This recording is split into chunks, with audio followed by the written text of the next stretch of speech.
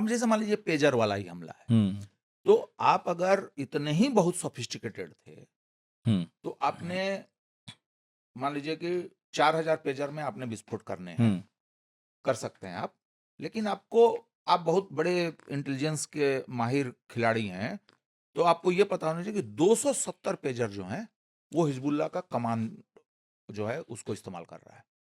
तो दम है तो 270 पे करो ना।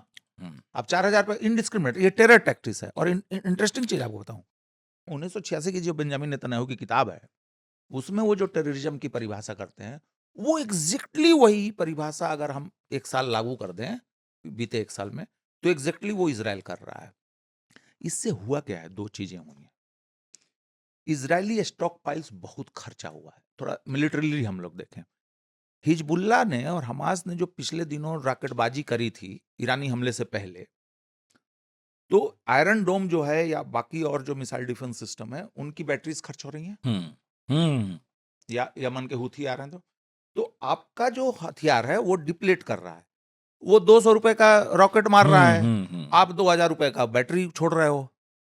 तो जब आपका थोड़ा सा कमजोर हुआ, अच्छा आपने क्या किया, आपने गाजा में भी आपको शील्ड लगाना है, आपको नदर्न इजराइल में भी हिजबुल्लाह के खिलाफ भी लगाना है, इलियट वगैरह में आपको यमन का लगाना है, हाइफा में भी लगाना है, लगाना वहां भी, ठीक है।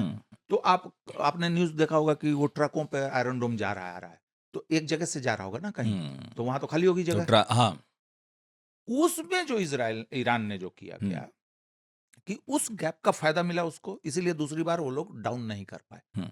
इजरायली अखबार भी लिख रहे हैं कि 10% के आसपास हम लोग रोक पाए हैं, 90% गिरा है। अब इसी 90% को अगर हम थोड़ा सा इंटेंसिटी और भी कम कर दें, 50% गिरा, और उन 50% मिसाइलों की क्षमता आप बढ़ा दीजिए, तो हताहतों की संख्या ही बढ़ जाएगी। तो ईरान ने ये जरूर दिखा दिया है कि युद्ध की स्थिति रिजल्ट जो हो वह इजराइल को बहुत बुरा नुकसान पहुंचाएगा, नंबर 1। नंबर 2 कि अगर अमेरिका उसमें एंट्री करेगा, देखिए इसमें मैं बार बार कह रहा हूं कि यह युद्ध जो होगा, यह इजराइल और ईरान का युद्ध नहीं होगा, यह क्षेत्रीय युद्ध नहीं होगा, ये एक तरीके का महायुद्ध होगा। क्यों? अमेरिका घुस गया, अब आइए 10 अरब देशों में अमेरिका के ठिकाने हैं, सब घुस गए। ईरान साफ साफ बोल चुका है कि अगर आप अमेरिका इन ठिकानों का इस्तेमाल करेगा तो आप लेजिटिमेट टारगेट होंगे।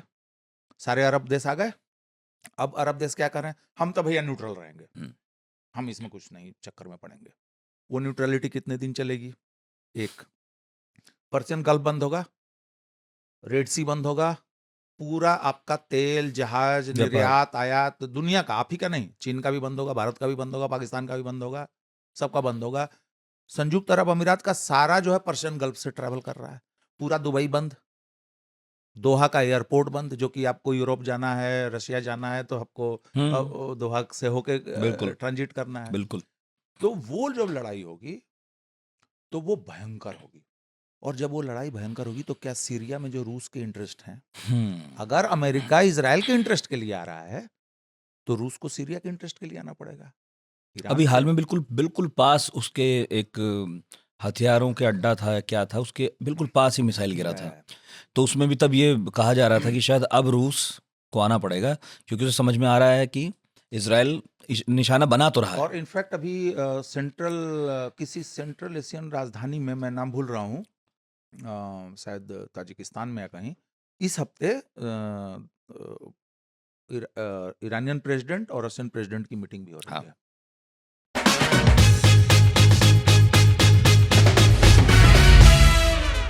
आधे लोग उनको हीरो तो आधे लोग उनको विलन बताने लगते हैं। दीपिका पादुकोण, सारा अली खान, श्रद्धा कपूर, आपने सम्मान किया था। जब भी आप गंद को साफ करते हैं सोसाइटी से, कपड़े पे छींटे भी उड़ती है और हाथ भी गंदे होते हैं। 25 करोड़ रिश्वत मांगे। किंग खान है, वो बॉलीवुड के सुपरस्टार हैं, वो क्या मसला था, कब का रहा होगा? अभी वो आप कह रहे हैं, मुझे तो कुछ ज्यादा ज्ञान नहीं है जो आपने एडजेक्टिव्स लगाए हैं। प्रिया चक्रवर्ती की अरेस्टिंग आपने करी। आपके लिए बड़ा होगा, लेकिन शायद मेरे करियर का ये सबसे छोटा केस है। मौका मिलेगा 100 बार सेम चीज अगेन एंड अगेन करूंगा राष्ट्र के। आप 17 लाख की घड़ी पहनते हैं,